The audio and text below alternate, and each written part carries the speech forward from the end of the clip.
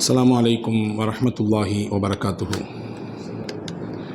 الحمد لله رب العالمين ونصلي ونسلم على الرسول الكريم وعلى آله وصحبه أجمعين. أما بعد فقد قال الله تعالى في القرآن الكريم: بسم الله الرحمن الرحيم وأتموا الحج والعمرة لله.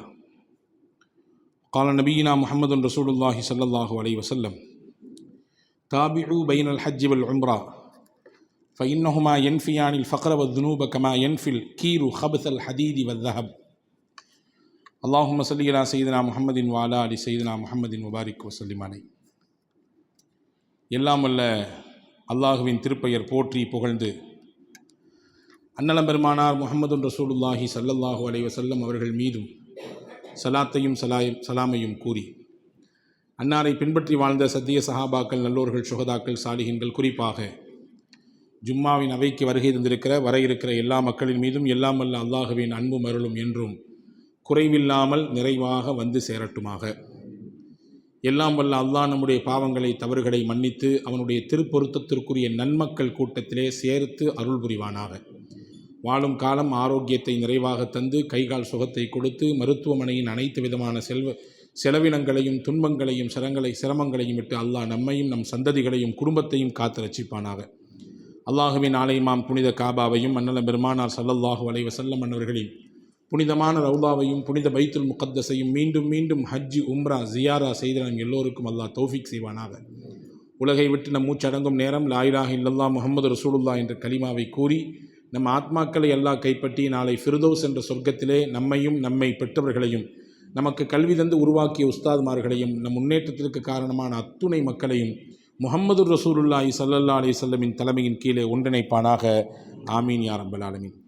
கண்ணியத்திற்கும் மிகுந்த மரியாதைக்கும் உரிய சகோதரர்களே, பாசத்திற்குரிய மோமின்களே, அல்லாஹுவின் மகத்தான கருணையினாலே 2025 இந்த வருடத்திற்கான ஹஜ்ஜினுடைய காலம் துவங்கப்பட்டுவிட்டது. உலகில் பல பாகங்களிலிருந்து ஹுஜ்ஜாஜிகள், அல்லாஹுவின் விருந்தினர்கள் அவனுடைய இல்லத்தை நோக்கி தல்பியா முழக்கத்தோடு போய்கொண்டிருக்கக்கூடிய காட்சிகளை நாம் பார்க்கிறோம். நம்முடைய தமிழ்நாட்டிலிருந்தும் இன்றைய தினம் ஹஜ் கமிட்டியின் மூலமாக கிளம்பக்கூடிய புனித பயணம் மேற்கொள்ளக்கூடிய ஹாஜிகள் இன்றிலிருந்து கிளம்ப துவங்குகிறார்கள். 30ஆம் தேதி வரை நம்முடைய தமிழ்நாட்டிலிருந்து ஹாஜிகள் புனித ஹஜ்ஜை நோக்கி அரசு சார்பாக ஹஜ் கமிட்டியின் மூலமாக செல்ல ஆயத்தப்பட்டு கொண்டிருக்கிறார்கள். வல்ல அல்லாஹ் இவ்வாண்டு ஹஜ்ஜி செய்யக்கூடிய எல்லா ஹாஜிகளுடைய ஹஜ்ஜையும் மபுரூராக, மக்பூலாக ஆக்கி வைப்பானாக. வரக்கூடிய காலங்களிலே நமக்கும் மிக விரைவிலேயே ஹஜ்ஜின் நசீபை நம்முடைய பெற்றோர்களுக்கு, நம்முடைய மனைவி மக்களுக்கு, நம் குடும்பத்தினர்கள் யாவருக்கும் அல்லாஹ் தந்து அருள் புரிவானாக. அன்பான சகோதரர்களே, பாசத்திற்குரிய மூமின்களே, திருக்குரானை நீங்கள் திருப்பி பார்த்தால் நோன்பு வையுங்கள் என்று அல்லாஹ் சொல்கிறான். உங்கள் மீது நோன்பு கடமை, உங்களுக்கு முன்னால் உள்ளவர்கள் மீது எப்படி கடமையோ அப்படி. எனவே நோன்பை நோருங்கள் என்கிறான். ஜக்காத்தை கொடுங்கள், உங்களுக்கான பொருளாதாரத்தின் இபாதத் அது. நீங்கள் ஜக்காத்தை சரிவர நிறைவேற்றுங்கள் என்று அல்லாஹ் சொல்கிறான். தொழுங்கள், ருக்கு செய்யுங்கள், சஜிதா செய்யுங்கள் என்று திருக்குரானிலே தொழுகையை குறித்து உத்தரவாக சில வசனங்கள் இருக்கிறது. அகீமுஸ்ஸலா வர்கஉ வஸ்ஜுது, நீங்கள் ருக்கு செய்யக்கூடியவர்களோடு சேர்ந்து ருக்கு செய்யுங்கள், சஜிதா செய்யக்கூடிய மக்களோடு சேர்ந்து சஜிதா செய்யுங்கள், தொழுங்கள் என்கிறான் அல்லாஹ். இப்படி கடமைகளை பற்றி பேசுகிற அல்லாஹ் அதை நிறைவேற்றுங்கள், இப்படி செய்யுங்கள், இதை செய்யுங்கள் என்று சொல்லுகிற அல்லாஹ் ஹஜ்ஜை பற்றி சொல்லும் பொழுது சொன்னான், வஅத்திமுல் ஹஜ்ஜ வல் உம்ரத லில்லாஹ், உம்ராவையும் ஹஜ்ஜையும் பரிபூரணமாக செய்யுங்கள் என்கிறான். வெறுமென்ன செய்யுங்கள் என்பதற்கும் பரிபூரணமாக நிறைவேற்றுங்கள் என்பதற்கும் நிறைய வித்தியாசம் இருக்கிறது.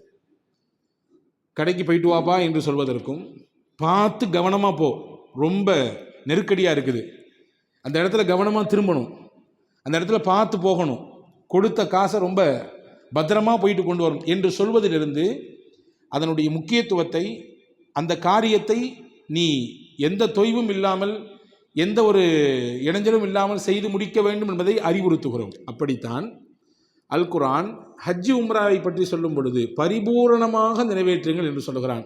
அதிலிருந்து ஹஜ்ஜினுடைய அந்த விலை மதிப்பற்ற அந்த இபாதத்தினுடைய அந்த கணம் நமக்கு புரிகிறது இல்லையா? அன்பான சகோதரர்களே, நான் அடிக்கடி சொல்வதுண்டு, ஹஜ்ஜி செய்வதற்கு என்ன வேண்டும்? நீங்கள் கேட்டால் சொல்வீர்கள் உங்களிலே சிலர், காசு வேணும், முன்ன மாதிரி இல்லை, இப்போ நிறைய லட்சங்கள் செலவு செய்தால்தான் ஹஜ்ஜிக்கு போக முடியும். இல்லை, இதுவல்ல முதல் விஷயம் அல்லாஹ் நாட வேண்டும். இரண்டாவது, நம் உள்ளங்களிலே ஆசை பிறக்க வேண்டும், அது தீராத ஆசையாக இருக்க வேண்டும். மூன்றாவது, இந்த ரெண்டும் நிறைவேற்றிவிட்டால் தானாக காசு வரும், பொருள் வரும், நீங்கள் போகலாம். உலகத்திலே காசு பணம் இருப்பவர்கள் எல்லாம் ஹஜ்ஜிக்கு போகிறார்களா? உலகத்திலே வசதி வாய்ப்பு இருப்பவர்கள் எல்லாம் ஹஜ்ஜை நிறைவேற்றி விட்டார்களா என்று நீங்கள் கேள்வி ஒன்று வைத்தால் அதிலே பெரும் பகுதி இல்லை என்றுதான் வரும். மற்ற நாடுகளுக்கு, மற்ற இடங்களுக்கு, மற்ற சுற்றுலா தலங்களுக்கு எல்லாம் இருந்தால் போய்விடலாம். ஆனால் இங்கே காசு இருந்தால் மட்டும் போக முடியும் என்பது கிடையாது. அதை தாண்டி அல்லாஹ்வின் நாட்டம் முதலில் வேண்டும், இரண்டாவது தீராத ஆசை வேண்டும். இந்த ரெண்டும் இருக்கும் பட்சத்தில் தான் மூன்றாவது பொருளாதாரம் உங்களுக்கு அதை சென்று சேர்வதற்கான ஒரு சிறு சாதனம், அவ்வளவுதான். அதுவே அடிப்படை கிடையாது. எத்தனையோ நபர்களை நாம் பார்க்கிறோம், அன்றாடம் உழைக்கக்கூடியவர்கள், பொருளீட்டக்கூடியவர்கள், அவர்கள் சேர்க்கக்கூடிய அந்த அன்றாட காசு அவர்களின் குடும்பத்தின் தேவையை கூட முழுமையாக நிறைவு செய்யாது. முழுமையாக அவர்களுடைய குடும்பத்தின் அன்றைய தேவையை கூட பூர்த்தி செய்ய முடியாத அளவுக்குத்தான் அவர்கள் பொருளீட்டுகிறார்கள். ஆனால் ஆச்சரியம், அதிசயம், அந்த பெருமக்களுக்கும் ஹஜ்ஜின் வாய்ப்பு கிடைக்கிறது. அவர்கள் கனவு அது, சேர்த்து வைத்தாலும் கூட பல வருடங்கள் ஆகும். ஆனால் கண் இமைக்கும் நேரத்தில் வல்ல அல்லாஹ் நாடிவிட்டால் எப்படியோ ஏற்பாடு செய்வான், தன் பக்கம் அவர்களை அழைத்துக் கொள்வான். இப்போ முதலில் அல்லாஹ்வின் நாட்டம் வேண்டும், இரண்டாவது தீராத ஆசை வேண்டும். ஆசைப்பட்டால் தான் ஹஜ்ஜி கிடைக்கும். ஆசைப்படாமல் உலகத்தில் எதுவுமே கிடைக்காது. அதிலே கூடுதலாக ஹஜ்ஜின் மீது ஆசை இருக்க வேண்டும். எந்த காரியமானாலும் ஆசை இல்லாமல் நடக்கிறது இல்லை, இல்லையா? ஹஜ்ஜை பொறுத்தவரை கூடுதலாக இருக்க வேண்டும். கொழுந்து விட்டு எரிய வேண்டும் அந்த ஆசை என்பது உள்ளத்தில். நிச்சயமாக அப்படி இருக்கும் பட்சத்திலே அல்லாஹ் அந்த வாய்ப்பை தருவான். அரஃபா மைதானம் நிச்சயமாக ஒவ்வொருவரும் போய் நிற்க வேண்டிய ஒரு இடம், ஒட்டுமொத்த ஹாஜிகளும் சங்கமிக்கக்கூடிய ஒரு இடம். சொல்லப்போனால் ஹஜ்ஜிக்கு செல்லக்கூடியவர்கள் 40 லட்சம், 45 லட்சம், 50 லட்சம் என்று கணக்குகள் சொன்னாலும் கூட அந்த ஹஜ்ஜினுடைய நாட்களை தவிர்த்து மீதி உண்டான நாட்களிலே கொஞ்சம் கொஞ்சமாக பிரிந்து இருப்பார்கள். மக்காவில் கொஞ்சம் பேர் இருப்பாங்க, மதீனாவில் கொஞ்சம் பேர் இருப்பாங்க. ஆரம்பத்தில் போனவர்கள் மக்காவிலே உம்ராவை முடித்துவிட்டு மதீனாவுக்கு போவார்கள். கடைசியில் வந்தவங்க வந்து நிற்பாங்க. தாயிஃபில் கொஞ்சம் இருப்பாங்க, அங்கே இங்கே என்று பிரிந்து இருக்கக்கூடியவர்கள் அரஃபா என்கின்ற அந்த நாளில், துல்ஹஜ் மாதத்தினுடைய அந்த 9வது நாளிலே எல்லாரும் ஹஜ்ஜிக்கென்று நிய்யத் செய்து போன அத்துணை ஹாஜிகளும் அந்த மைதானத்துக்கு வந்து விடுவார்கள். வர வேண்டும், வந்து விடுவார்கள் என்பதல்ல, வர வேண்டும். ஹஜ்ஜினுடைய ஃபர்ல் அது. அல்லாஹு தாலா அந்த அரஃபாவிலே வைத்து தன்னுடைய அடியார்களை பார்க்கிறான். ஹதீதிலே வந்திருக்கிறது, அல்லாஹ் புலகாங்கிதம் அடைவான், ஆனந்த பரவசம் அடைவான். நீங்கள் நினைக்கலாம் ஹஜ்ஜி என்றால் ஒரு பெரிய செயல் என்று. ஆனால் ஹஜ்ஜிலே பிரதானமாக இருப்பது துவாக்கள் தான். அன்றாட தொழுகையில் போக சிறு சிறு துவாக்கள், முக்கியமாக ஹதீதுகளில் அறிவிக்கப்பட்ட சில துவாக்கள். அதை தாண்டி நம் சொந்த தேவையை அல்லாஹ்வின் சன்னிதானத்திலே கேட்பதும், தௌபா செய்வதும், இஸ்திக்ஃபார் செய்வதும், ஸலவாத்தை ஓதுவதும், இப்படியே தான் ஹஜ்ஜினுடைய அமல்கள் இருக்கிறது. ஆனால் ஒரு சில குறிப்பிட்ட இடங்களில், குறிப்பிட்ட நாட்களில் தங்க வேண்டும், இருக்க வேண்டும். அங்கே நடைபெறுவது எல்லாமே துவா தான், பிரார்த்தனை தான். அப்போ அரஃபால எல்லா ஹாஜிகளும் உருக்கமாக தன் நிலையை கருத்தில் கொண்டு, தன் கடந்த காலத்தை நினைத்து, எந்த புனிதமான இடத்திற்கு, புனித பயணத்திற்கு அல்லாஹ் நம்மை அழைத்து வந்து கொண்டு அமர வைத்திருக்கிறான் என்பதை நினைத்து உடலெல்லாம் சிலிர்த்து கண்களில் கண்ணீர் மல்க துவாவோடு தான் இருப்பார்கள். நீங்கள் போனவர்களிடத்தில் கேட்டு பாருங்கள், திரும்பிய பக்கமெல்லாம் துவாக்கள் தான். அவர்களுக்கு தெரிந்த மொழியில், அவரவருடைய தாய் பாஷையில் கேட்பார்கள். உட்கார்ந்து கேட்பார்கள், நின்று கேட்பார்கள், கூட்டாக கேட்பார்கள், தனியாக கேட்பார்கள், வெயில் நின்று கேட்பார்கள், மலையில் நின்று கேட்பார்கள், ஒரு மரத்தின் நிழலுக்கு கீழே நின்று கேட்பார்கள். கையை சுருக்கி வைத்து கேட்பார்கள், கையை விரித்து வைத்து கேட்பார்கள், எல்லாம் துவா தான். அப்ப அந்த நாளில் அடியார்களினுடைய அந்த கதறுதலை, கெஞ்சுதலை பார்த்து அல்லாஹ் புலகாங்கிதம் அடைந்து தன்னுடைய மலக்குகளை அழைத்து சொல்லுவானா, பார்த்தீங்களா, இவங்க எல்லாருமே என்னுடைய அடியார்கள், என்னுடைய அடியார்கள், இவர்களை எல்லாம் நான் தான் அழைத்தேன். அல்லாஹ் சொல்லுவான், இவர்களை எல்லாத்தையும் யார் கூப்பிட்டது? நான் தான் கூப்பிட்டது. சொல்லிட்டு அடுத்து ஒரு செய்தி சொல்லுவான், அதுதான் முக்கியமானது. சும்மா ஒன்றும் நான் இவங்களை கூப்பிடல, இவங்க கேட்டுக்கிட்டே இருந்தாங்க, ஆசைப்பட்டாங்க, அதனால் கூப்பிட்டேன். இவருடைய உள்ளத்திலே ஆசை இருந்தது, தேடல் இருந்தது, வர வேண்டும் என்கின்ற ஏக்கம் இருந்தது. அந்த ஏக்கத்தினால் எப்பொழுதோ ஒருவர் ஒரு சமயம் அவர் கேட்ட துவா, அதன் வெளிப்பாடு தான் இவர்களை அழைத்திருக்கிறேன் என்று அல்லாஹ் மலக்குகளிடத்திலே புலகாங்கிதம் அடைந்து சொல்வான் என்பதாக நபிகள் பெருமானார் ஸல்லல்லாஹு அலைஹி வஸல்லம் அவர்கள் சொல்லித்தரக்கூடிய செய்தியை நாம் பார்க்கிறோம். அப்போ முதலில் ஹஜ்ஜிக்கு அல்லாஹ்வின் நாட்டம் வேண்டும். அல்லாஹ் நாடாவிட்டால் லட்சங்கள் செலவு செய்த போதிலும் கிடைக்காது. அதற்கு இந்த வருடமே மிகப்பெரிய சாட்சி இல்லையா? தனியார் மூலமாக பயணப்பட வேண்டிய ஆயிரக்கணக்கான ஹாஜிகளால் இந்திய நாட்டிலிருந்து பயணப்பட முடியவில்லை. அதற்கான சூழல் உருவாகவில்லை. அதற்கு பின்னால் இருக்கிற அரசியலை நான் பேச வரவில்லை. ஒரு செய்தியை நாம் உள்வாங்கிக் கொள்ள வேண்டும், அல்லாஹ் இவர்களுக்கு இவ்வாண்டு நாடவில்லை, அவ்வளவுதான். அடுத்த ஆண்டு கிடைக்கலாம், இதைவிட சிறப்பாக கிடைக்கலாம், இதைவிட சந்தோஷமாக உற்சாகத்தோடு அவர்கள் செய்வதற்கான ஏற்பாடுகளை அல்லாஹ் செய்து தரலாம். இந்த வருடத்தின் ஹுஜ்ஜாஜிகளின் கூட்டத்தின் பெயரிலே இவர்கள் பெயர் இல்லை, அவ்வளவுதான். அல்லாஹ் நாடல. முதல் விஷயம் நாட்டம், இரண்டாவது ஆசை.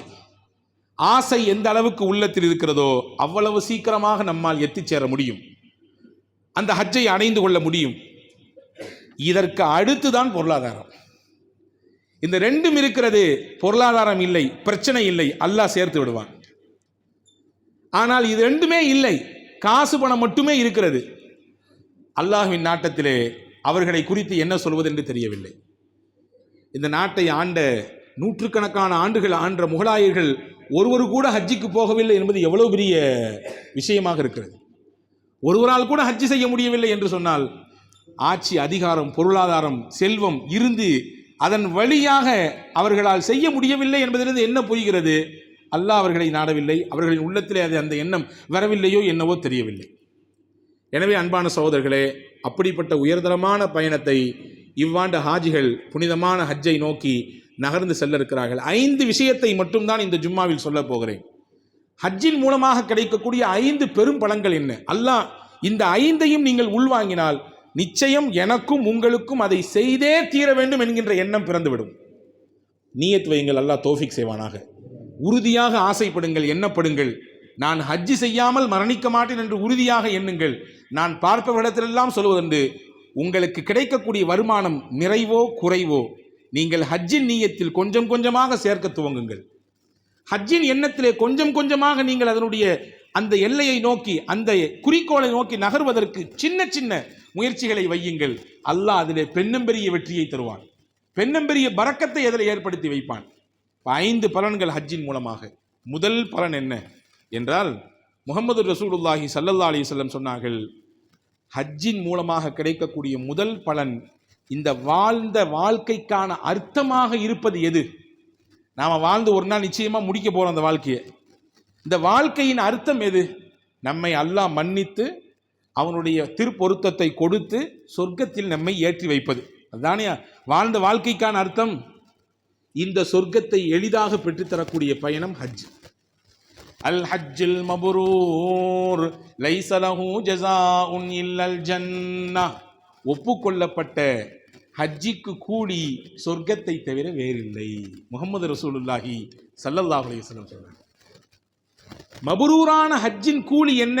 சொர்க்கம்தான் என்றார்கள் பெருமானார். இப்போ அடுத்து நமக்கு ஒரு கொஸ்டின் வரும், மபரூரான ஹஜ்ஜினா என்ன? எல்லாரும் ஹாஜிகள் சொல்லுவாங்க பயணம் சொல்லும் பொழுது, எங்கள் ஹஜ்ஜி மபரூர் ஆகணும், மக்பூல் ஆகணும், துவா செய்யும். நம்மளும் வாழ்த்துவோம், உங்கள் ஹஜ்ஜை அல்லாஹ் மக்பூல் ஆக்கி வைக்கட்டும், உங்களுடைய ஹஜ்ஜை அல்லாஹ் மபரூர் ஆக்கி வைக்கட்டும், உங்கள் ஹஜ்ஜையும் மக்பூலாக மபரூராக ஆக்கி வைக்க அல்லாஹ் போதுமானது என்று துவா செய்து அனுப்புவோம். இப்பொழுது நமக்கான கேள்வி என்ன? மபரூர் என்றால் என்ன? மபரூரான ஹஜ்ஜிக்கு கூலி சொர்க்கம் என்றார்கள் பெருமானார். மபரூரான ஹஜ்ஜி என்றால் என்ன? அறிஞர் பெருமக்கள் சொல்கிறார்கள், எந்த ஹஜ்ஜிலே நன்மைகள் அதிகம் இருக்கிறதோ, எந்த ஹஜ்ஜிலே பிறருக்கு உதவ வேண்டும் என்கின்ற சிந்தனை பிறந்து அந்த உதவியை அவர் அங்கே வெளிப்படுத்துகிறாரோ, எந்த ஹஜ்ஜிலே அதிகமான தல்பியாக்கள் இருக்கிறதோ அதுதான் மப்ரூர், நன்மைகள் நிறைந்த ஹஜ். பொதுவாகவே இஸ்லாத்தை பொறுத்தவரை எந்த அமலானால் நீயத்து முக்கியம் இல்லையா? நீயத்து இல்லாமல் ஒருத்தர் தக்பீர் கட்டி தொழுதாரு, தொழுக கூடுமா? கூடாது. நீயத்து இல்லாமல் குர்பானி கொடுக்காரு, குர்பானி கூடுமா? நோன்பு நீயத்து இல்லாமல் வைக்கிறாரு, கூடுமா? மார்க்க சட்டம் சொல்லுகிற நீயத்து வைக்க வேண்டும். அதை இரவினுடைய பிற்பகுதியாகட்டும் அல்லது சஹருடைய நேரமாகட்டும் இல்லையா? எல்லாத்துக்கும் நீயத்து தேவை. அதே மாதிரி தான் ஹஜ்ஜி உம்ராவுக்கும் நீயத்து உண்டு. ஆனால் கூடுதலா ஹஜ்ஜில நீயத்து மட்டும் இல்லை, அதனை தொடர்ந்து ஒரு முழக்கத்தை முழங்கிக் கொண்டே இருக்க வேண்டும். அதுதான் தல்பியா. லப்பைக் அல்லாஹும்ம லப்பைக் லப்பைக் லா ஷரீக லக லப்பைக் இன்னல் ஹம்த வன் நிஅமத லக வல் முல்க் லா ஷரீக லக். இதுதான் அந்த தல்பியா. அல்லாஹ் நாங்கள் வந்து விட்டோம், இதோ வந்து விட்டோம், அல்லாஹ்வே உனக்கு இணை துணை யாருமே கிடையாது. இன்னல் ஹம்த வன் நிஅமத லக வல் முல்க், உலகத்தில் எல்லா புகழும் எல்லா அருளும் உனக்குத்தான் சொந்தம், உனக்குத்தான் ஆட்சி அதிகாரம் எல்லாம் சொந்தம். லா ஷரீக லக், உனக்கு இணை துணை யாருமே கிடையாது. வந்துட்டோம்னா அழைச்சாதானங்க சொல்லுவோம் வந்துட்டோன்னு. பாப்பா வந்துட்டோம் பாப்பான்னு புள்ள ஓடி வர்றான் அப்படின்னா என்ன அர்த்தம்? அத்தா கூப்பிட்டாரு, பதறி துடிச்சு வர்றான். இந்த வந்துட்டேன் சார் அப்படிங்கிறாரு நம்மள்ட்ட வேலை பார்க்குறவர். முதலாளி கூப்பிட்டுருக்காரு, ஓடியாராரு. அப்போ அல்லாஹ் அழைச்சிருக்கான், வந்துட்டோம். அதை தான் தல்பியா சொல்லுகிறது. நபிகள் பெருமானா ஸல்லல்லாஹு அலைஹி வஸல்லம் இடத்திலே சஹாபாக்கள் கேட்டார்கள், யா ரசூலல்லாஹ், எந்த ஹஜ்ஜி சிறந்த ஹஜ்ஜி நீங்க சொல்லுங்கன்னாங்க. எந்த ஹஜ்ஜி சிறந்த ஹஜ்ஜி? 12 லட்சம் ரூபாய் செலவழித்து போயிருக்கிறார், அதுதான் சிறந்த ஹஜ் என்றார்களா? இவ்வளவு தொலைதூரம் பயணப்பட்டு வந்திருக்கிறார், அதுதான் சிறந்த ஹஜ் என்றார்களா? இல்லை.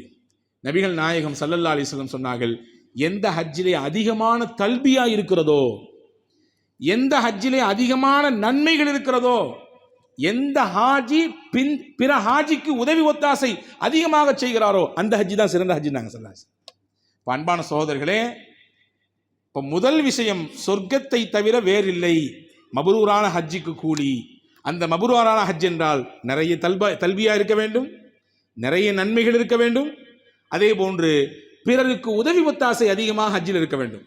நான் ஹஜ்ஜிக்கு போகிற இடத்துலெல்லாம் நான் சொல்வதுண்டு எப்பொழுதுமே, உங்களால் முடிந்ததை நீங்கள் ஹஜ்ஜின் காலத்திலே மினாவிலே ஆகட்டும், முஸ்தலிஃபாவிலே ஆகட்டும், அரஃபாவில் ஆகட்டும், நீங்கள் தங்கியிருக்கக்கூடிய இடங்களில் ஆகட்டும், என்ன உங்களால் பிறருக்கு செய்ய முடியுமோ நன்மையை செய்து கொண்டே இருங்கள்.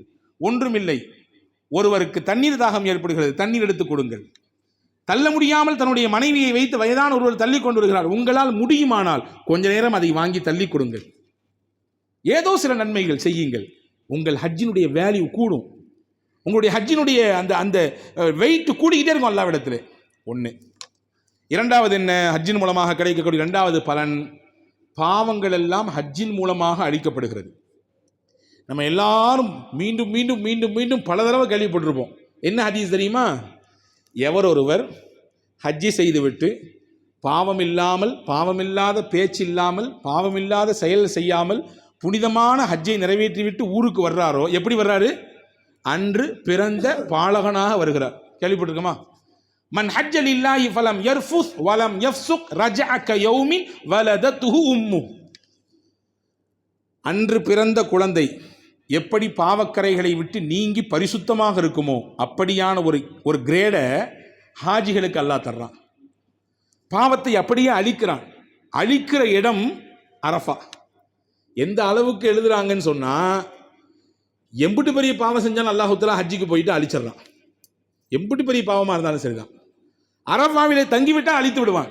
ஹஜ்ஜிக்கு வந்து அரஃபாவிலே இருந்து விட்டால் அல்லாஹ் அழித்து விடுவான். இமாம் கஸ்ஸாலி ரஹிமஹுல்லாஹ் போன்ற மிகச்சிறந்த அறிஞர்கள் எல்லாம் சொல்கிறார்கள், ஒரு ஹஜ்ஜிக்கு போயிட்டு அரஃபால வச்சு இப்படி நினைச்சாராமா, நம்ம எம்பிட்டு பாவம் செஞ்சிருக்கோம், தொடாத பாவமே இல்லையே, பேசாத வார்த்தையே இல்லையே, பார்க்காத பாவங்களே இல்லையே, நடக்காத இடமே இல்லையே பாவமான காரியத்திற்கு, நம்மளையெல்லாம் அல்லாஹ் மன்னிப்பானான்னு ஒரு கொஸ்டின் மார்க் அவருக்கு வருது. அவர் உள்ளத்திலே ஒரு சந்தேக கேள்வி வருகிறது. அறிஞர்கள் சொல்கிறார்கள், இவரை விட பெரிய பாவி வேற யாரும் இல்லை. மன்னிப்பானா என்று சந்தேகம் வந்தாலே தப்பு. மன்னிச்சிருவான், எல்லாத்தையும் மன்னிச்சிருவான். ஒரு மனிதன், ஒரு குழந்தை அழுக்கோடு இருக்கிறது, நல்ல குளிப்பாட்டி பவுடர் போட்டு நல்ல சுத்தமாக அம்மா வெளியே அனுப்பி விடுறாங்க. 1 மணி நேரம் 2 மணி நேரத்தில் அப்படி உருண்டு புரண்டு மேலெல்லாம் தூசி, முகமெல்லாம் மண், செம்மண், அந்த மண், இந்த எல்லாம் அப்படி புழுதியாக எடுக்குது. மறுபடியும் அந்த அம்மா கூட்டி போய் ஷவரில் நிப்பாட்டி வச்சு அல்லது ஜொக்கில் ஒரு பெரிய டப்பில் தண்ணி எடுத்து நல்லா குளிப்பாட்டி சுத்தப்படுத்துது. இருந்த மண், இருந்த அழுக்கு, தூசி எல்லாம் க்ளீன் ஆகி சுத்தமாகி ஒரு குழந்தை மறுபடியும் புதுசாக வெளியே வருது.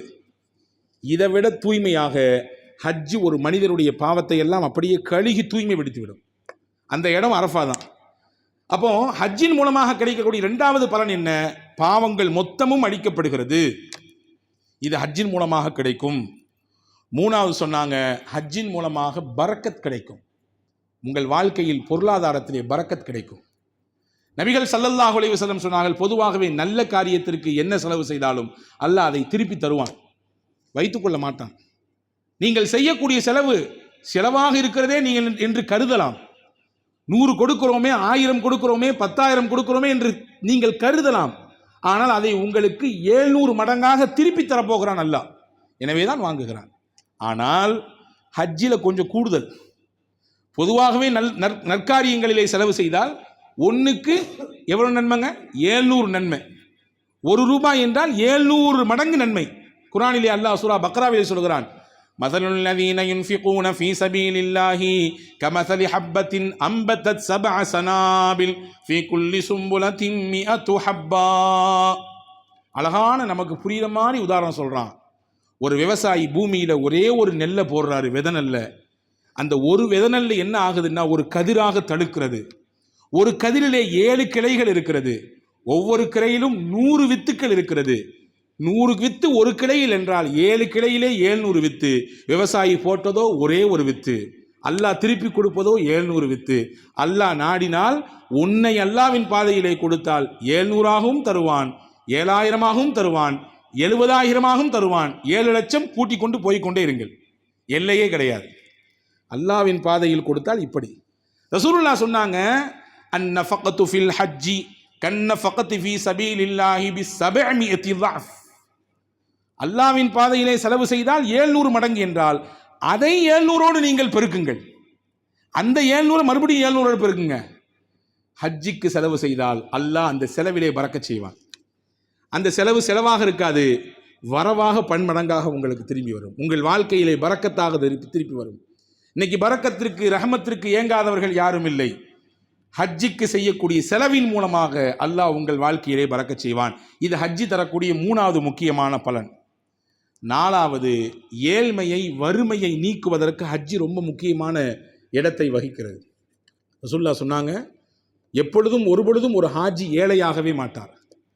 ஒரு ஹாஜி ஏழையாக மாட்டார். ஹஜ்ஜிக்கு போய்விட்டால் மறுபடியும் அவருக்கு ஏழ்மை வராது, வறுமையின் கோரப்பிடியில் சிக்க மாட்டார். அல்லாஹ் நிச்சயமாக அவருக்கு செல்வத்திலே வளர்ச்சியை தருவான், முன்னேற்றத்தை தருவான். தாபிஉல் ஹஜ்ஜ வல் உம்ரா ஃபஇன்னஹுமா யன்ஃபியானில் ஃபக்ர வஸ்ஸுனூப். நீங்கள் ஹஜ்ஜையும் உம்ராவையும் அடுத்தடுத்து செய்யுங்க ரசூலுல்லாஹ் சொன்னாங்க. ஏன் சொல்றேன்னா, அந்த ரெண்டும் இருக்கிறதே, ஹஜ்ஜும் உம்ராவும் இருக்கிறதே, பாவத்தையும் நீக்கும், உங்களிடத்தில் இருக்கக்கூடிய வறுமையையும் ஏழ்மையையும் நீக்கும். சொல்லிட்டு ஒரு உதாரணம் சொன்னாங்க. தங்கத்திலே அழுக்கு இருந்தால் அதை உருக்கும் பொழுது நெருப்பு எப்படி அந்த அழுக்கை கரைக்குமோ அப்படித்தான் ஹஜ்ஜும் உம்ராவும் உங்களிடத்தில் இருக்கக்கூடிய பாவத்தையும் நீக்கும், உங்களிடத்தில் இருக்கக்கூடிய ஏழ்மை வறுமையையும் போக்கிவிடும். இப்ப ஏழ்மை வறுமை நீங்க வேண்டும் என்றால் ஹஜ்ஜிக்கு போங்கன்றாங்க ரசூலுல்லாஹ். உம்ரா செய்யுங்கள் என்கிறார்கள் ரசூலுல்லாஹி ஸல்லல்லாஹு அலைஹி வஸல்லம். இது 4வது பலன். 5வது பலன் மிக முக்கியமானது, ஹாஜிகள் கவனிக்க வேண்டிய விஷயம். பொதுவாக ஹஜ்ஜின்னா கொஞ்சம் சிரமங்கள் இருக்கத்தான் செய்யும். சிரமம் இல்லாமல் எந்த பயணமும் இல்லை, ஒன்றும் இல்லை. இங்கிருந்து நம்முடைய தேவைக்காக வேண்டி ஒரு குறிப்பிட்ட நாட்டுக்கு செல்கிறோம். 4 மணி நேர பயணம், வெளிநாட்டு பயணம், விமான பயணம். பயணத்தின் துவக்கத்திலே, பயணத்தினுடைய இடையிலே, பயணம் அங்கே போய் இறங்கினதற்கு பிறகு அங்கே இருக்கக்கூடிய வெளியே போக வேண்டும், லக்கேஜை எடுக்க வேண்டும். இந்த கால அளவிலே சில சிரமங்கள் இருக்கத்தான் செய்யும். நல்ல சொகுசான வாகனம் இருந்தாலும் சில சிரமங்கள் இருக்கத்தான் செய்யும். ஹஜ் என்ற பயணத்தில் இருக்கும் சிரமம். ஆனால் என்ன விஷயம் கேட்டால், எந்த அளவுக்கு ஒரு ஹாஜியினுடைய ஹஜ்ஜிலே சிரமம் இருக்கிறதோ அந்த அளவுக்கு அவருடைய ஹஜ்ஜி வெயிட் கூடிக்கிட்டே இருக்குது. அந்த அளவுக்கு அவருடைய ஹஜ்ஜினுடைய நன்மை கூடிக்கொண்டே இருக்கிறது. சையதத்துனா ஆயிஷா ரதியல்லாஹு தஆலா அன்ஹா அவர்களுக்கு ரசூலுல்லாஹி ஸல்லல்லாஹு அலைஹி வஸல்லம் சொன்ன விஷயம், ஆயிஷாம்மா, அல்லாஹ் ஜல்லஷானஹு வ தஆலா இன்ன லக்கி மினல் அஜ்ரி, அல்லாஹ் நீங்கள் செய்யக்கூடிய ஹஜ்ஜுக்கு கூலியை தருவான். அலா கதரி நஸபகி வ நஃபககி, எவ்வளவு நீங்க செலவு செஞ்சிருக்கீங்க, எவ்வளவு தூரம் சிரமப்படுறீங்கன்றத கருத்தில் கொண்டு அல்லாஹ் கூலி தருவான். எவ்வளவு சிரமத்தை நீங்க எடுத்துக்கிறீங்களோ அவ்வளவு தூரம் உங்களுக்கு நன்மை இருக்குது. நீங்க அங்கலாயக்கூடாது. இப்படி படுத்துறாங்களே, இவ்வளவு தூரமா நடக்க வைக்கிறது, இந்த போலீஸுக்கு இறக்கமே கிடையாதா? இந்த நாடு நாங்க ஹுஜ்ஜாஜிகளாக தானே வந்திருக்கிறோம், இந்த நாட்டுக்கு விருந்தினர்களாக தானே வந்திருக்கிறோம், ஹஜ்ஜி செய்ய தானே வந்திருக்கிறோம், ஒரு தண்ணி தர மாட்டாங்களா, அப்படியா இப்படியா என்று நீங்கள் உங்களை நொந்து கொள்ளக்கூடாது. சிரமங்களை ஏற்றுக்கொள்ள வேண்டும். ஹஜ் என்றால் சிரமங்கள் இருக்கும், சின்ன சின்ன சிரமங்கள் இருக்கும். மினாவில் தங்குகிற நேரத்திலே, அரஃபாவிலே தங்குகிற நேரத்திலே, ஜமராத்திற்கு கல்லெறிய போகக்கூடிய சமயத்திலே, தவாஃப் ஜியாரா என்று சொல்லக்கூடிய ஹஜ்ஜினுடைய முக்கியமான தவாஃபாக இருக்கக்கூடிய இறுதி தவாஃபை செய்யக்கூடிய சமயங்களிலே சிரமங்கள் இருக்கும், நெரிசல்கள் இருக்கும். தாங்கிக் கொள்ள வேண்டும், சபுரு செய்ய வேண்டும். அதன் மூலமாக என்ன கிடைக்கும்? பெருமானா சொன்னார்கள், உங்களை ஹஜ்ஜினுடைய கூலி அல்லாட்ட ரொம்ப வெயிட் ஆகும், ரொம்ப பவர்ஃபுல்லான ஹஜ்ஜாக உங்களுடைய ஹஜ்ஜி மாறிவிடும் என்று நபிகள் பெருமானா ஸல்லல்லாஹு அலைஹி வஸல்லம். இந்த 5 பாக்கியமும் ஒரு ஹாஜிக்கு மிக எளிமையாக ஹஜ்ஜின் ஊடாக கிடைத்திருக்கிறது. எனவே அன்பான சகோதரர்களே, ஹஜ்ஜிக்கு செல்ல வேண்டும் என்று ஆசைப்பட வேண்டும். ஹஜ்ஜிக்கு செல்லக்கூடியவர்கள் இந்த 5 விதமான பாக்கியங்களை நாம் முழுமையாக பெற்றுவிட வேண்டும் என்ற எண்ணத்தோடு ஹஜ்ஜிக்கு நகர வேண்டும். மிக மிக முக்கியமாக, எப்படி நன்மைகளை கூட்டி தருகிற இடமாக மக்காவும் மதினாவும் இருக்கிறதோ, அப்படியே நாம் செய்யக்கூடிய தவறுகளையும் பன்மடங்காக திருப்பி பாவக்கரைகளிலே ஏற்றக்கூடிய இடமாகவும் அது இருக்கிறது. அதாவது நன்மை ஒன்று செஞ்சால் 1 லட்சம் நன்மை. நமக்கெல்லாம் தெரியும், இங்கே தொழுகைக்கும் ஹரம் ஷரீஃபில் தொழுகக்கூடிய தொழுகைக்கும் இடையில எவ்வளவு வித்தியாசம். ரசூலுல்லாஹ் சொன்னாங்க, 1 லட்சம் மடங்கு நன்மை கூட. இங்கே ஒரு தொஹர் தொழுதீங்கன்னா அங்கே 1 லட்சம் தொஹர் தொழுது நன்மை கிடைக்கும். அங்கே ஒரு தொஹர் தொழுதான்.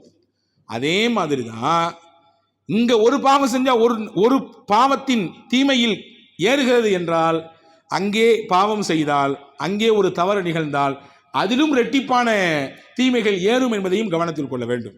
ஏனென்றால் ரொம்பவும் பாக்கியமான இடம். ஒருபொழுதும் நாம் எந்த ஒரு தவறும் நம்முடைய பார்வையாலோ, நம்முடைய செயலாலோ, நம்முடைய பேச்சாலோ நடந்துவிடக்கூடாது என்பதை நீங்கள் வைராக்கியத்தோடு எடுத்துக்கொள்ளுங்கள். அல்லாஹ் அல் குர்ஆனிலே ஹஜ்ஜி செய்வதை பற்றி சொல்லும்போது சொன்னான், லா ரஃபஸ வலா ஜிதால ஃபில் ஹஜ், ஹஜ்ஜிலே பாவம் இருக்கக்கூடாது, தர்க்கம் இருக்கக்கூடாது என்று அல்லாஹ் சொல்கிறான். விவாதங்கள் அங்கே போய் பண்ணக்கூடாது. 2 ரக்காத் தொழணுமா, 4 ரக்காத் தொழணுமா?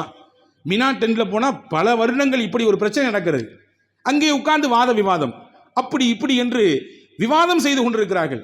அதன் வழியாக ஹஜ்ஜின் நன்மைகளில் குறைவு ஏற்படுவதை நிகழக்கூடும் என்பதை அல்லாஹ் சொல்லுகிறான். நீங்கள் வாதம் செய்யாதீர்கள், விவாதம் புரியாதீர்கள். பாவம் எப்படி செய்யக்கூடாதோ அப்படியே விவாதம் செய்யக்கூடாது. பாவம் எப்படி செய்யக்கூடாதோ அதே போன்ற ஹஜ்ஜினுடைய காலத்தில் யாருடைய மனதையும் காயப்படுத்தி விடக்கூடாது. இதையும் அல்லாஹ் சொல்கிறான். ஹாஜிகள் இதை ரொம்ப கவனத்தில் எடுத்துக்கொள்ள வேண்டும். உங்களுக்கு என்ன முடிகிறதோ நீங்கள் செய்யுங்கள். உங்களால் பிறருக்கு வழிகாட்ட முடியுமானால் கொடுங்கள். தேவையற்ற விஷயங்களை உட்கார்ந்து பேசிக்கொண்டு வாதம் செய்து விவாதம் செய்து உங்கள் ஹஜ்ஜின் நன்மைகளினுடைய அந்த கணத்தை நீங்கள் இழந்துவிடக்கூடாது என்பதிலே கண்ணும் கருத்துமாக இருங்கள். சையதுனா அப்துல்லாஹ் இப்னு உமர் ரலியல்லாஹு அன்ஹு, உமர் ரலியல்லாஹு வருஷம் ஹஜ்ஜிக்கு போயிடுவாங்க. அல்லாஹ் சில நபர்களுக்கு நாடுகிறான், வருஷம் ஹஜ்ஜிக்கு அழைக்கிறான் அவங்கள. அல்லாஹ் நாடுபவர்களுக்கு அது கிடைக்கும் இல்லையா? இப்ராஹிம் அலைஹிஸ்ஸலாமுடைய அழைப்பை ஒரு தடவை கேட்டாங்கன்னா ஒரு தடவை ஹஜ்ஜிக்கு போவாங்க. 10 தடவை கேட்டால் 10 தடவை போவாங்க. 50 தடவை கேட்டால் 50 தடவை. சையதுனா அப்துல்லாஹ் இப்னு உமர் முபாரக் ரலியல்லாஹுடைய வரலாற்றிலே வருகிறது, அவர்கள் வருடத்தில் ஒரு வருடம் ஹஜ்ஜிக்கு போவார்கள், இன்னொரு வருடம் ஜிஹாதுக்கு போவார்கள், அடுத்த வருடம் ஹஜ்ஜிக்கு போவாங்க, அடுத்த வருஷம் ஜிஹாதுக்கு போவாங்க. எக்கச்சக்கமான ஹஜ்ஜி செய்தவர்கள். அதே மாதிரி சையதுனா உமர் ரலியல்லாஹு வருஷம் ஹஜ்ஜிக்கு போவாங்க. ஒரு வருஷம் மகன் கூட போனார், அப்துல்லாஹ் இப்னு உமர் ரலியல்லாஹு போனாங்க. அப்போ பார்த்துட்டு சொன்னாங்களா, எவ்வளவு மக்கள் வந்திருக்கிறாங்க, எவ்வளவு கூட்டம் வந்திருக்கு அப்படின்னு சொன்னாங்களா. சையதுனா உமர் ரலியல்லாஹு சொன்னார்கள், ஹஜ்ஜிக்கு போகக்கூடிய ஹாஜிகளுக்கு கவனப்படுத்த வேண்டிய முக்கியத்துவம் வாய்ந்த செய்தி இது. அர் ரக்பு கதீர் வல் ஹுஜ்ஜாஜு கலீல். உமர் ரலியல்லாஹு சொன்னார்கள், பயணிகள் தான் அதிகமாக வந்திருக்கிறார்கள், ஹுஜ்ஜாஜிகள் கம்மியாக வந்திருக்கிறார்கள். புரியுதா? பயணப்பட்டு வந்தவர்கள் தான் அதிகம், ஆனால் ஹஜ்ஜி செய்பவர்கள் இதிலே குறைவு. நாங்கள் சொல்லுவோம் ஹஜ்ரத் உமர் ரலியல்லாஹு. அப்படின்னா என்ன அர்த்தம்? ஹஜ்ஜிலே ரொம்ப முக்கியமானது உள தூய்மை. எங்கேயுமே அல்லாஹ்வுக்காண்டி தொழுங்கன்னு சொல்லல. குர்ஆனை நீங்க காட்ட முடியாது. தொழுங்கன்னு காட்டலாம், நோம்பு வைங்கன்னு காட்டலாம். அல்லாஹ்வுக்காண்டி ஜக்காத்து கொடுங்கன்னு அல்லாஹ் சொல்லல, ஜக்காத்து கொடுங்கன்னு சொல்றான் இல்லையா? ஆனா ஹஜ்ஜை பத்தி சொல்லும் போது அந்த வாசகத்தை கவனிங்க. வலில்லாஹி அலன்னாசி ஹிஜ்ஜுல் பைத், அல்லாஹ்விற்காக வேண்டி மனிதர்களின் மீது கடமை ஹஜ்ஜி செய்வது. மனிதர்கள் மீது கடமை ஹஜ்ஜை அல்லாவிற்காக வேண்டி நிறைவேற்றுவது. இப்போ அல்லாஹ் ஒரு விஷயத்தை அழுத்தமாக சொல்கிறான். இந்த ஹஜ்ஜில் உள்ளத்தில் ஏற்படக்கூடிய எண்ணத்தில் சில கோளாறு வந்துடலாம். ஹாஜியார் ஹஜ்ஜி செஞ்சுட்டாரு, 2 ஹஜ்ஜி போயிருக்காருங்க, அவர் 4 வருஷத்துக்கு ஒரு ஹஜ்ஜி போயிடுவார், நான் வருஷம் உம்ராக்கு போயிடுறது எப்படியாவது என்றெல்லாம் எண்ணப்பாடு ஏற்பட்டு விடலாம். எனவே கவனம், கவனம். எண்ணத்தில் ஏதாவது குளறுபடி ஏற்பட்டு போனால் அமலிலே புண்ணியம் இல்லாமல் போய்விடும், பயணம் புண்ணியம் இல்லாத பயணமாக ஆகிவிடும். எனவே தான் உமர் ரலியல்லாஹு சொன்னாங்க, பயணிகள் அதிகமாக வந்திருக்காங்க, ஹாஜிகள் கம்மியாக வந்திருக்காங்கன்னா. எனவே அன்பான சகோதரர்களே, அப்படிப்பட்ட மகத்தான ஒரு பாக்கியத்தை தரக்கூடிய பயணம்தான் ஹஜ் என்பது. நபிமார்கள் செய்த பயணம். உலகத்தில் தோன்றிய ஆதம் அலைஹிஸ்ஸலாம் முதல் இறுதி தூதர் பெருமானா ஸல்லல்லாஹு அலைஹி வஸல்லம் அன்னவர்கள் வரை சுற்றிய இடம்தான் காபத்துல்லா ஷரீஃப். எல்லாருடைய காலும் பட்டிருக்கு, நம்ம கால் பட வேண்டாமா?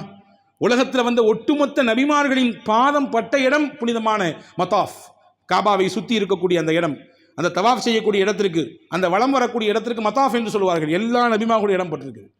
அதே மாதிரி ஹஜ்ஜினுடைய இடத்திலே, மினாவிலே, முஸ்தலிஃபாவிலே, அரஃபாவிலே நபிமார்கள் வந்து தங்கியிருக்கிறார்கள். சையதுனா முஹம்மது ரசூலுல்லாஹி ஸல்லல்லாஹு அலைஹி வஸல்லம் ஹஜ்ஜி செய்யும்போது சொன்னாங்க, இதோ நான் பார்க்கிறேன் மூசாவை பார்க்கிறேன், அவர் ஹஜ்ஜிக்காக வேண்டி தல்பியா சொல்லிக் கொண்டு வருகிறார், இந்த நபியை பார்க்கிறேன், அந்த நபியை பார்க்கிறேன் என்று சில குறிப்பிட்ட நபிமார்களின் பெயரை சொல்லி அவங்க ஹஜ்ஜி செய்கிறது எல்லாம் அல்லாஹ் எனக்கு காட்டித்தரான். நாங்கள் இப்போ நபிமார்கள் செய்தது ஹஜ்ஜி, நபிமார்கள் வலம் வந்த இடம் புனிதமான காபா, நபிகள் நாயகம் ஸல்லல்லாஹு அலைஹி வஸல்லம் அவர்கள் வாழ்ந்த இடம், பிறந்த இடம், அவர்கள் நம் கண்களுக்கு தெரியாமல் வாழ்ந்து கொண்டிருக்கக்கூடிய இடம் அந்த புனித தலங்கள். எனவே அங்கே செல்ல வேண்டும், அதை பார்க்க வேண்டும், புனித ஹஜ்ஜையும் உம்ராவையும் நிறைவாக நிறைவேற்ற வேண்டும் என்று ஆசைப்படுங்கள். அதற்காக வேண்டி சின்ன சின்ன முயற்சிகளை மேற்கொள்ளுங்கள். இந்த ஆண்டு ஹஜ்ஜிக்கு செல்லக்கூடிய ஹாஜிகளுடைய எல்லா ஹாஜிகளின் ஹஜ்ஜையும் அல்லாஹ் பரிபூர்ணமாக அங்கீகரிப்பானாக. அவர்கள் செய்யக்கூடிய துவாவை நம்முடைய ஹக்கிலே அல்லாஹ் கபூல் செய்வானாக. வரக்கூடிய ஆண்டுகளிலே மிக விரைவாக அந்த ஹஜ்ஜினுடைய பயணத்தை செய்யணும்னு நாடிட்டீங்கன்னா ரசூலுல்லாஹ் சொன்னாங்க, வேகப்படுத்துங்கன்னாங்க, தாமதிக்காதீங்க. சில விஷயங்களை வேகமாக செய்யுங்கன்னாங்க. உங்கள் பிள்ளைகளுக்கு காலம் வந்துருச்சு, கல்யாணத்துக்குரிய நேரம் வந்துருச்சுன்னா கல்யாணம் முடிச்சு கொடுத்துருங்கன்னாங்க. தொழுகைக்குரிய நேரம் வந்துச்சுன்னா தொழுதுருங்க. தள்ளி போட்டிங்கன்னா அந்த தொழுகை கலாவாகிடலாம், அல்லது மிஸ் ஆகி அடுத்த தொழுகை போயிடலாம். எனவே நீங்கள் வேகப்படுத்துங்கள் என்று சொன்ன பெருமானார் அந்த வரிசையிலே ஹஜ்ஜை பற்றி சொன்னார்கள். ஹஜ்ஜிற்கான செல்லக்கூடிய எல்லா வாய்ப்புகளும் வசதிகளும் உடலினுடைய வலிமையும் உங்களுக்கு கிடைக்கும் பட்சத்தில் வேகப்படுத்துங்கன்னாங்க. விட்டுட்டீங்கன்னா அடுத்த வருஷம் வரை என்ன ஆகுன்றது யாராலையும் இந்த காலத்தில் உறுதியாக சொல்ல முடியாது, எந்த காலத்திலையும் சொல்ல முடியாது, இந்த காலத்தில் குறிப்பாக சொல்லவே முடியாது. எனவே வேகப்படுத்துங்கள் என்றார்கள். அல்லாஹ் வேகப்படுத்த தௌஃபீக் செய்வானாக. அதற்கான வசதிகளையும் வாய்ப்புகளையும் அதற்கான உறுதியான எண்ணப்பாட்டையும் அல்லாஹ் உங்களுக்கும் எனக்கும் எல்லா மக்களுக்கும் நசீபாக்குவானாக. ஆமீன். வாஹிர் தாவான் அல்ஹம்துலில்லாஹி ரப்பில் ஆலமீன். அஸ்ஸலாமு அலைக்கும்.